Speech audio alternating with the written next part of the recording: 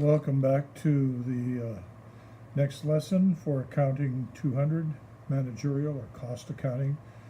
Here we conduct Lesson 5, which is based on Chapter 7 of the textbook on budgeting.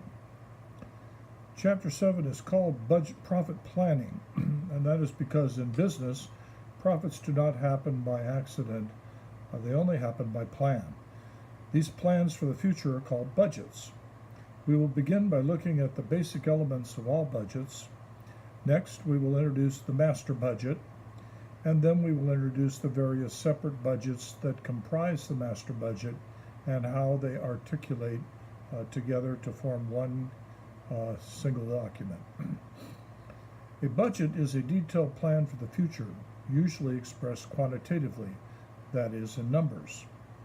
A budget serves two purposes: planning and control. Planning involves setting goals and preparing various budgets to achieve those goals. Controlling involves gathering feedback to see that the plan is being achieved or is being modified to reflect changing circumstances. A formal budget provides many benefits, including the following. First, it communicates management's plan throughout the organization. Budget is basically the operating plan for the entire company. Second, it forces management to think ahead rather than get caught up in day-to-day problems and issues. Third, it forces management to allocate resources to their most effective uses.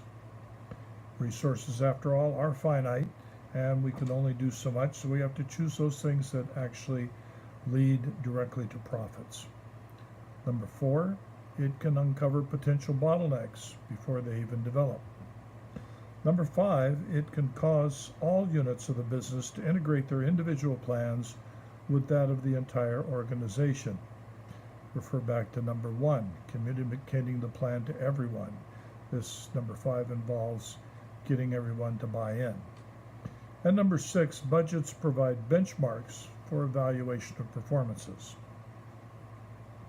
This last item leads to a discussion of responsibility accounting, namely, that managers should be held responsible for those items, and only those items, for which they actually have control. We will be discussing this subject for the next 3 chapters and looking at its implications. We begin the budget process by choosing a budget period.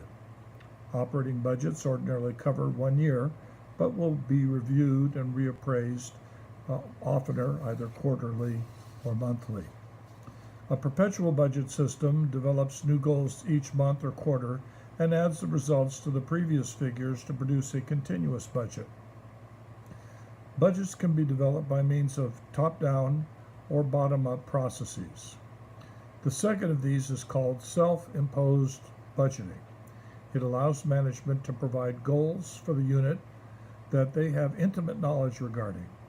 Such a process provides recognition to lower-level managers, generally results in greater accuracy, and provides a motivation for all managers to buy into the overall master budget. After all, they had a part in developing their portion. Most organizations, unfortunately, do not use this system. Instead, they rely on what's called a top-down budget plan. Top management develops the plan, lays it out, and says follow it or get fired.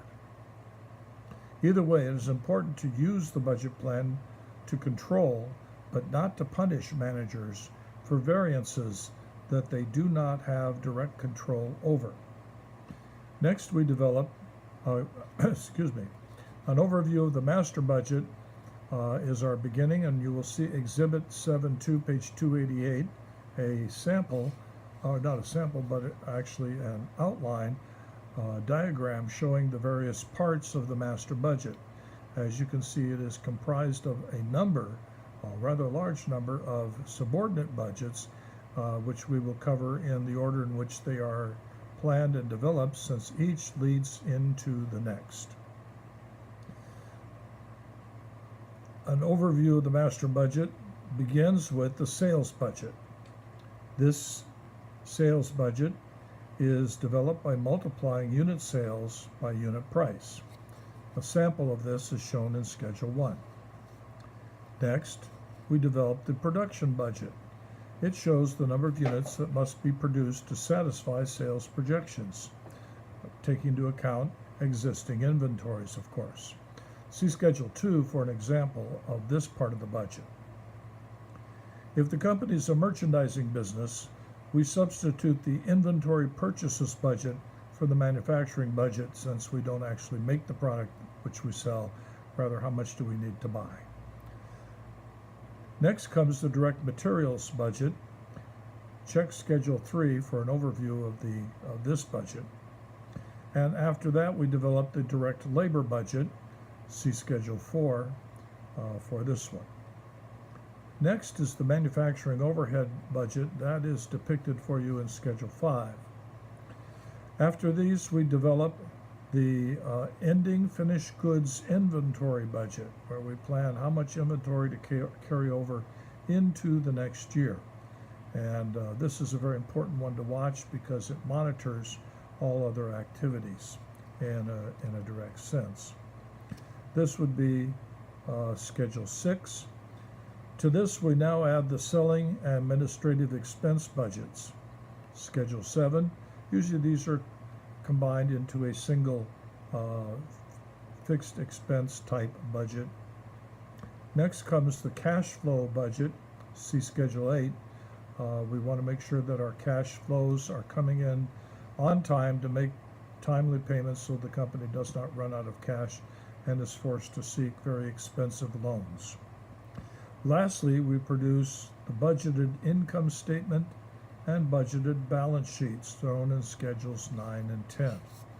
Note that these two are articulated or connected or joined through the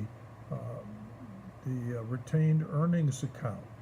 And I want you to take a close look at that so you understand the direct connection between the income statement, which generates income, transferred to retained earnings, out of which we pay withdrawals or dividends, and then the balance goes into retained earnings in the balance sheet, budgeted balance sheet. This should give us a pretty good introduction. In later chapters, we will continue to develop the notion of budgets, proper practices, and so forth. But this one has the overall cycle of the master budget and the subsidiary parts that go to make it up. Have a good time studying. I'll see you in class Monday night.